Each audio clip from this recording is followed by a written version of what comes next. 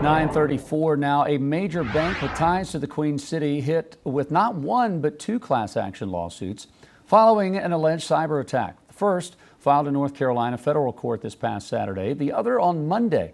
Both lawsuits claiming Ally Bank was negligent in protecting hundreds of customers' private information. Queen City News Chief Business Correspondent Taylor Young has been combing through the court filings, and Taylor, the lawsuits could set a major precedent for how companies handle these types of data breaches. Yeah, every week it seems that we are reporting on another company that was impacted by a cyber attack. And in many of these cases, it's the private information of the company's customers or users that end up on the dark web. Now, what we are seeing right now is a group of private citizens filing a lawsuit saying that this could have and should have been prevented, and Ally Bank should be held responsible for the alleged breach. Now, these two lawsuits, filed within days of each other, are very similar. They recount a reported cyber attack against Ally Bank. One lawsuit claims the bank found out about the breach in mid-July, the other on August 1st. Now, in both lawsuits, the plaintiffs say their private information like names, addresses, phone numbers, and social security numbers were accessed by an unauthorized actor, aka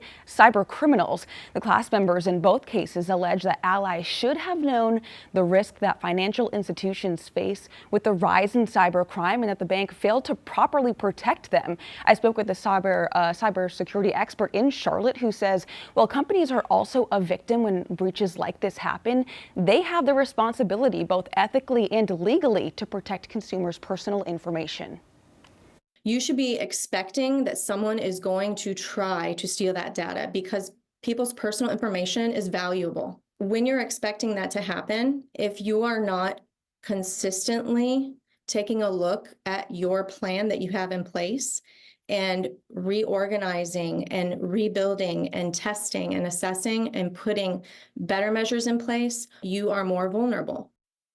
Now, the lawsuit also accuses Ally Bank of failing to comply with the FTC guidelines. Both court filings are requesting that the bank pay impacted consumers. Now, I did reach out to Ally Bank regarding the lawsuit, and I have not heard back. Now, we know, Taylor, that there are, let's see, we got two lawsuits on the table. Could Ally also face potential fines from regulators? I mean, it absolutely could. So the FTC mandates that these companies protect their consumer data. That's under the safeguards rule. And what these requirements are is they include email security, which is a big way that these companies do get hit.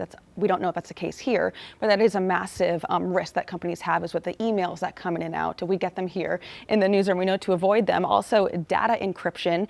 And then lastly, letting impacted customers know in a timely manner. And of course, failing to comply with these requirements can lead to hefty fines and lawsuits like the ones that we're covering right now. I mean, these measures are there to protect data, minimize risk, and lastly, I mean, get businesses back up and running as quickly as possible. But at the end of the day, and I did speak with a cyber expert about this, you cannot 100% prevent a data breach from happening. We know these criminals are only getting smarter. We see more and more companies being impacted by this. The goal, however, is to minimize damage to your company and the customers if they are impacted. And unfortunately, cybersecurity experts say if companies are hit once, the chances of it happening again rapidly increase. And Taylor, we've seen this time and time again, major corporations targeted by cyber criminals.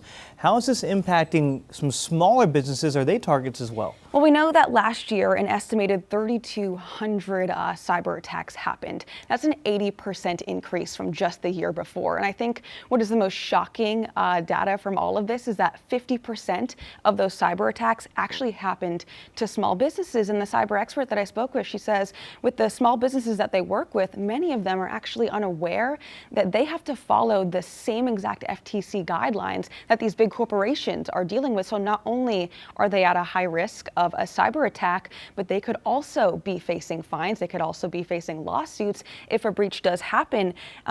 So yeah, I mean, again, both major corporations, both small businesses, they all are vulnerable to these breaches. And unfortunately, it can lead to paying out a lot of money to people who are impacted, but also to regulators. All right, Taylor, thank you. Something you don't think about, the small businesses also impacted.